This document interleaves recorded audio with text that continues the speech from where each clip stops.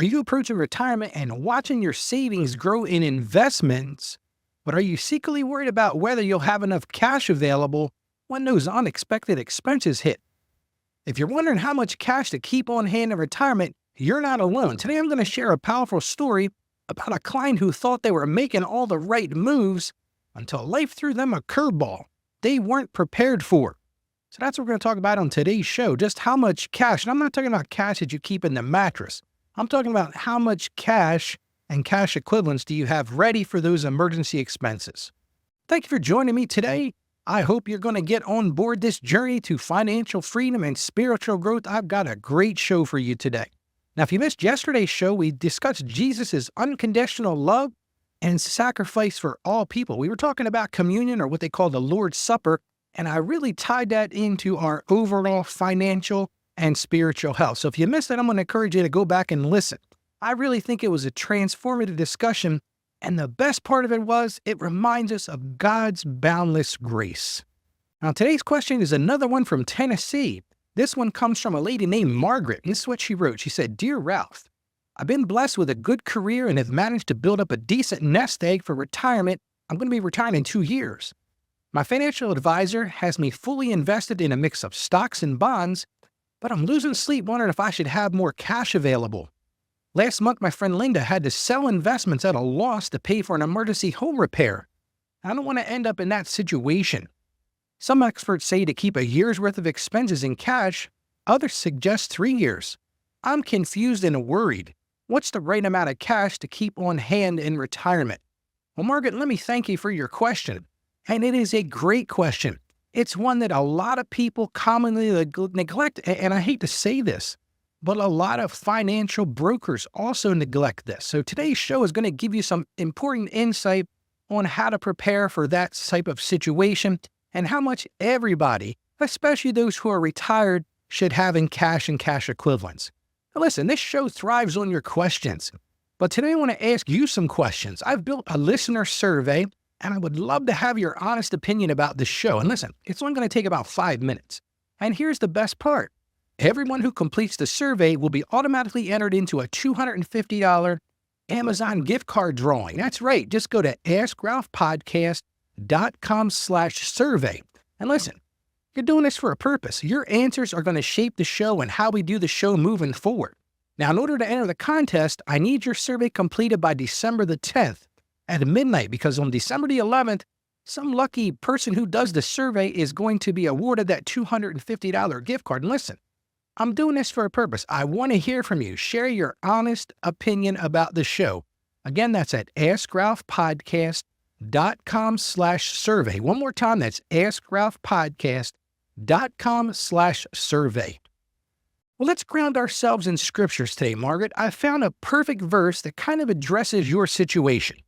And it comes to us from the book of Ecclesiastes. It's chapter 11, verse 2, and it tells us this: "Invest in 7 ventures, yes, in 8. You do not know what disaster may come upon the land." And think about that for a second. This wisdom, it reminds us to diversify our resources and be prepared for uncertainties. And that's the whole point of today's show. Now, I'm going to tell you a story about a client that I met, and I'll call him Tom. I met him about 3 years ago.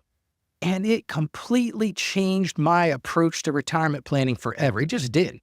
Now picture Tom. Here's this guy. He's a successful engineer. This guy did everything by the book. If you know engineers, they have a manual and they do it by the manual.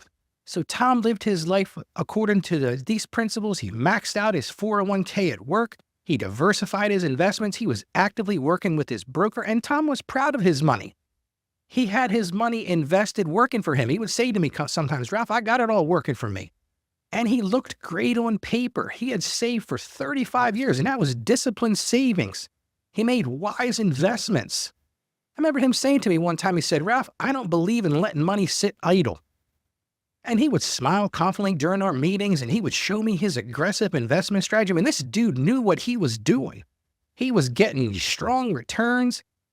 And like many professionals and people who understand the market, he had a clear understanding of that term compound interest and time in the market. He understood that the more he put in, the more he invested, the longer he kept it in these high-performing, what he called aggressive investments, would lead to gains.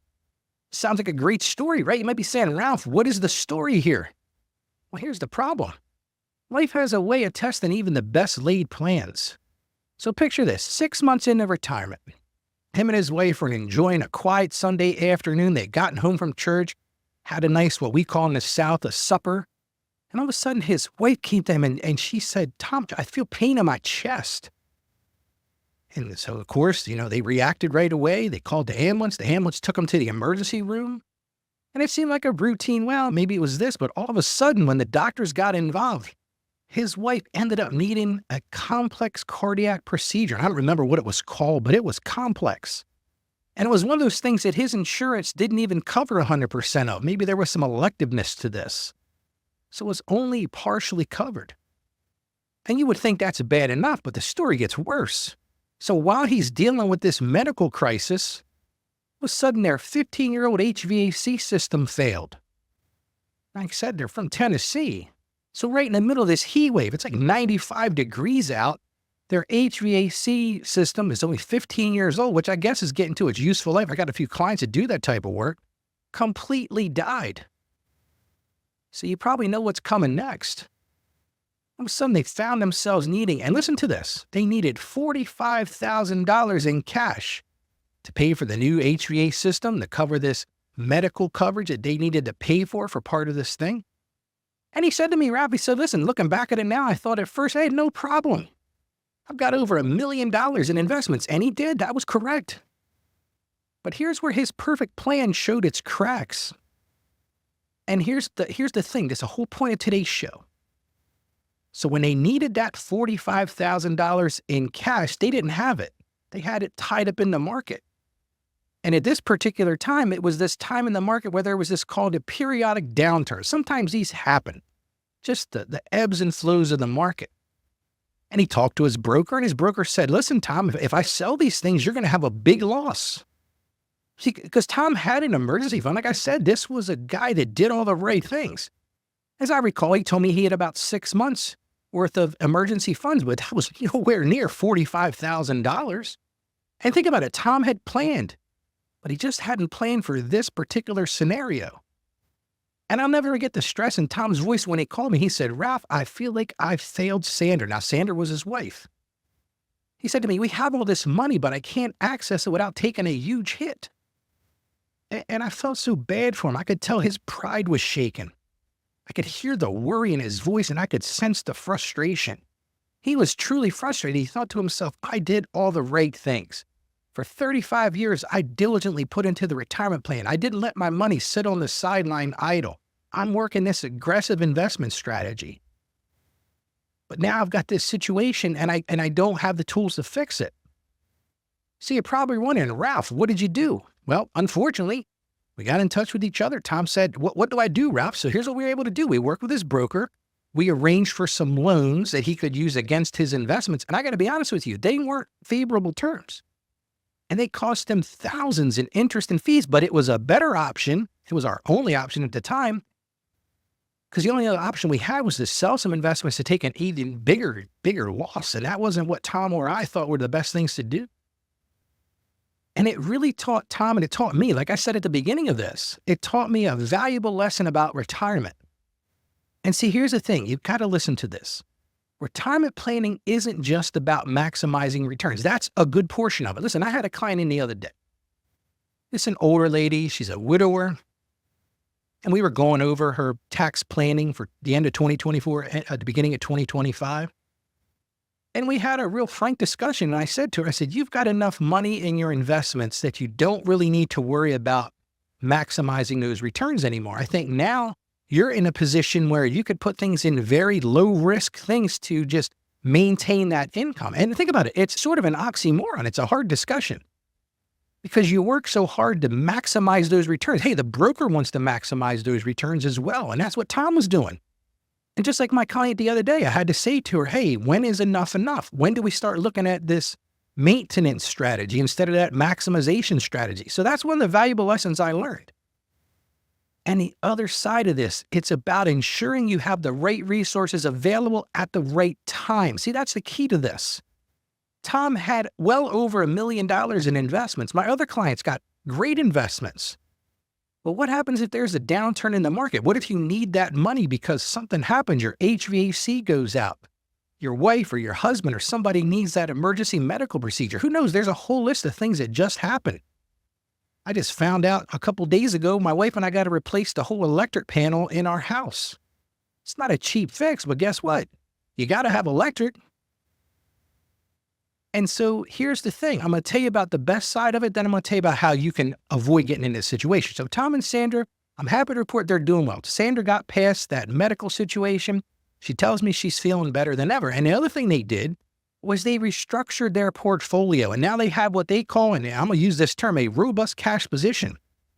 And recently, Tom and I talked. He said, Ralph, I sleep better at night. And I said, well, why is that? He says, I know we have enough cash to handle life surprises without touching our investments.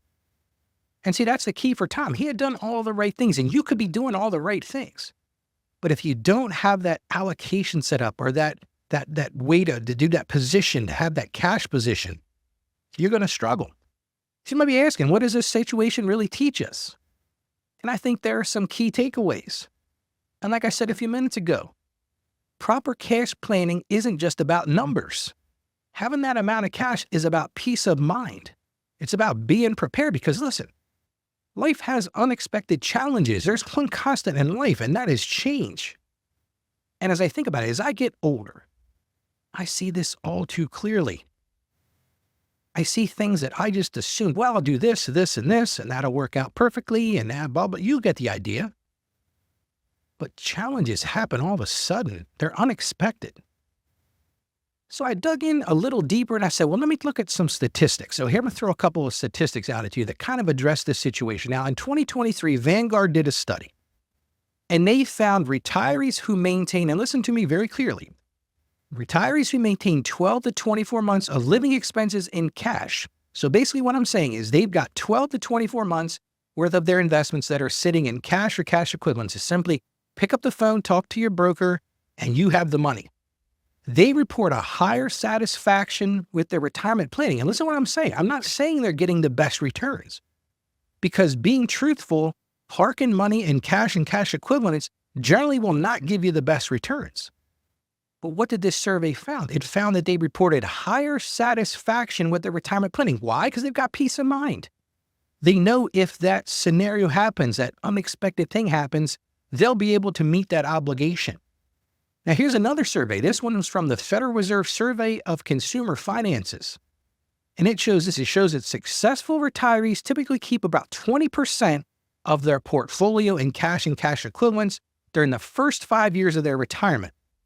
And they gradually reduce this to 10 to 15% in later years.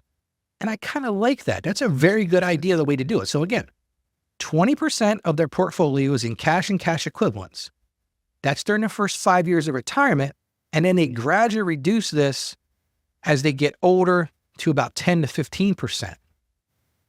And here's one more survey. And this is a 2023 Fidelity Retirement Analysis, revealed that retirees who maintain a cash buffer, now listen to these numbers, of $75,000 to $125,000 per $1 million of portfolio value were better positioned to weather market downturns without being forced to sell investments at inopportune times. So what is Ralph saying here? What this is saying is for every $1 million, and listen, a lot of us don't have $1 million, but let's just say you did. For every $1 million you have in portfolio value, the argument here, the 2023 Fidelity Retirement Survey says that having $75,000 to $125,000 put people in a better position to weather market downturns and not be forced to sell those investments in inopportune times. So basically what this is saying is having that cash hedge or those cash equivalents, if something happens, you don't have to sell your holdings and end up losing money.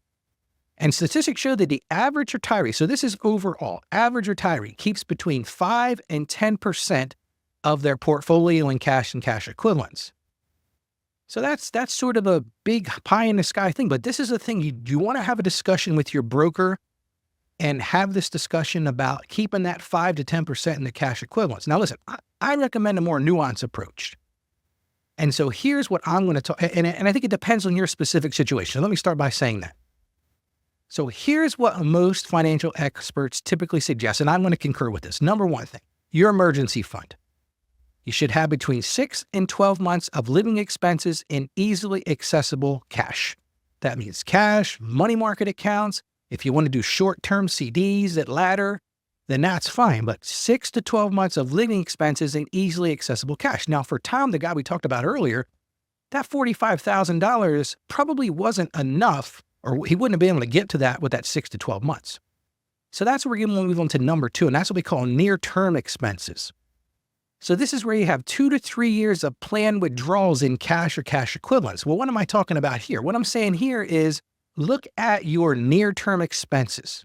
For example, let's say that you know in 3 years you're going to have to repair or replace the roof on your house. Well, that's something you want to discuss with your broker and start planning those withdrawals out. Make sure that cash is going to be available. If it's the opportune time, you have a stock win and you want to cash that out and take advantage of that gain and park that in money market because you know this is coming up. That's where you've got to have that near-term expense, 2 to 3 years of planned withdrawals.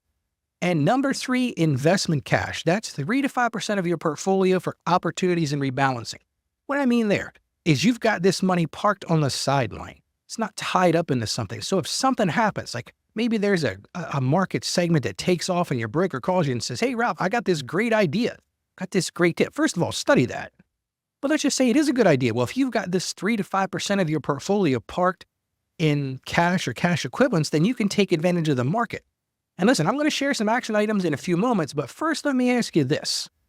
Are you losing sleep wondering how you afford everything on your holiday list this year? Listen, Christmas and the holidays can be stressful.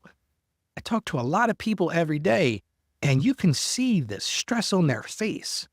Maybe you're tired of starting every new year buried under a mountain of holiday debt. You know, there are so many people that drive themselves into debt. And they don't have to, because here's the thing. Maybe you want to create a magical Christmas memory, but you don't want that financial stress that usually comes with it. Listen, I've seen it firsthand. My wife and I have done this. When our kids were younger, we would stress ourselves out. We wanted to make sure that tree was robust with all these gifts. I'm going to give you a gift today. I'm going to help you, and I want you to use this gift. I want you to discover peace of mind. I wrote what I'll call a handout or a guide. It's called Surviving the Holidays Without Going Broke. I think it's pretty apropos. It's straight to the point. And in that guide, you're going to learn a proven budget system that actually works. It will help you get through the holidays without going broke. I talk about some smart shopping strategies to slash your cost. I talk about ways to create magical memories without maxing out those credit cards. Who wants that? Who wants to have this magical Christmas where everybody got what they want, and then come January, February, March, April, you figure it out, you're paying that credit card every month. Maybe you're only making minimum payments, and they're just socking you with interest. Also in the guide, I'm going to share some tips for teaching kids gratitude in what I call this gimme more world. We've all seen those kids at the store. Gimme, gimme, gimme, more, more, and more. And I round out this guide with the central component of this, and it's how to keep faith and family at the center of your celebration. It's a Christian podcast. In my view, and I'm going to say something that might get a little dramatic for people, but Christ is the reason for Christmas. It's nothing more than that. So in my guide, I talk about how to keep your faith and family at the center of your celebration. Listen, don't let January's credit card bills steal your holiday joy, because they will if you let that happen. Download my free guide. It's real easy to get. You go to askralphpodcast.com/Christmas, and I'm going to encourage you, go download this and make this your most meaningful and, dare I say, affordable holiday season yet. Listen to me. Your stress-free holiday season starts here. Go to askralphpodcast.com/Christmas. One more time, that's askralphpodcast.com/Christmas. Now, before the break, I told you I would share some actionable steps. I always want to leave you with things that you can do. So here are some specific steps you can take to determine and maintain. That's the key. Determine it first and then maintain your cash reserves. Number one thing, calculate your monthly expenses and multiply by 12 for your emergency fund. That's how we're going to build that emergency fund. So take your monthly expenses. If you're keeping track of these, if you listen to me, you're keeping that budget, you're managing what you're doing, you're measuring it. Look at that and multiply by 12. That's your pie in the sky emergency fund. Now listen, if you're not there, you can grow to that, but that's your goal. Then I want you to do for the next number 2 step here is list any major planned expenses for the next 24 to 36 months. Maybe you're going on a vacation. Maybe you've got to replace the car. Maybe, like I said, you've got some repairs or maintenance to do around the house. Then I want you to take that number and add 10% of it for unexpected costs because, as we learned, things happen.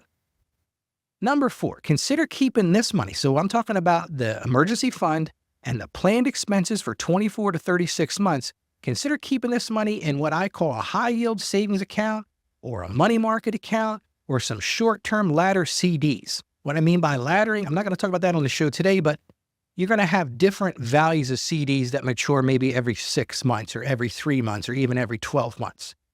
And then the last thing on the list, number 5, you've got to do that. You can't just set it and forget it because life changes. So review and adjust these numbers annually. Remember, it's not just about having cash. It's about having the right amount in the right places. So this is where I'm going to give you one more little, what I call a pro tip. Consider spreading your cash reserves across, number 1, a regular checking account. I would put 1 to 2 months of monthly expenses. Keep that in your checking account. A lot of people ask me, Ralph, how much should I keep in my just regular everyday checking account? Here's Ralph's opinion. Keep 1 to 2 months of expenses. So whatever you normally spend a month, keep 1 to 2 months of that in your checking account. Then maybe you have a high yield savings account. A lot of people call that a money market account. There I would keep 3 to 4 months of expenses. If you get what I'm saying, between 1 and 4 months, you're going to have in your regular checking and your high yield savings account. And then I would put the rest of your remaining emergency fund in money market funds and short-term CDs. And those are the things that you're planning beyond 6 months. So if you know, listen, like we talked about a little while ago, let's say, for example, you know you're doing that roof repair. You've already got your estimates. You know what it's going to cost, but you're planning on doing it in the spring. Put that into a short-term CD that's going to mature in enough time that you can pay for that. So that's my goal today. Well, thank you for joining me today. And tomorrow, I'm going to have a great show. We're going to discuss an exciting topic about the best apps to help your kids and your grandkids, for that, measure and work with their finances. We do a terrible job in this country about showing our kids how to manage their money. So I'm going to do a show tomorrow all about some apps that you can use for your kids, and maybe you're working with your grandkids. And it's a show you don't want to miss because we're going to explore how technology, yes, you know, I'm kind of a tech nerd, but it can help the next generation develop strong financial habits. And listen, they're already on the technology. They're already using the technology. And here's a little spoiler I'm going to tell you about one of my clients whose daughter wanted that $1,000 iPhone. I'm going to tell you about how we managed to make that happen. So as I close today, remember, my passion is to help you achieve financial success. That's what our goal is here today on this show and every show I do. I want to see you live out your dreams, and I want to see you grow in your faith, because I know together we can master your finances from that Christian perspective. And I'm here to guide you every step of the way. You're not alone in this journey. As I said at the beginning, I'm here to be your journey keeper and your journey helper. So as I always end the show, stay financially savvy out there, and God bless you. Thank you for joining us on the Ask Ralph podcast. And with a simple click to subscribe, we'll invite you back to our next episode. And remember, financial issues don't have to be complicated. Just ask Ralph. The information contained in this episode of Ask Ralph is based on data available as of the date of its release. Saggio Accounting Plus and Ask Ralph Media, Inc. is under no obligation to update this content if changes occur. Applying this information to your specific situation requires careful consideration of all facts and circumstances, and any information provided is not to be considered as financial, tax, or legal advice. Please consult your tax advisor or attorney before acting on any material covered.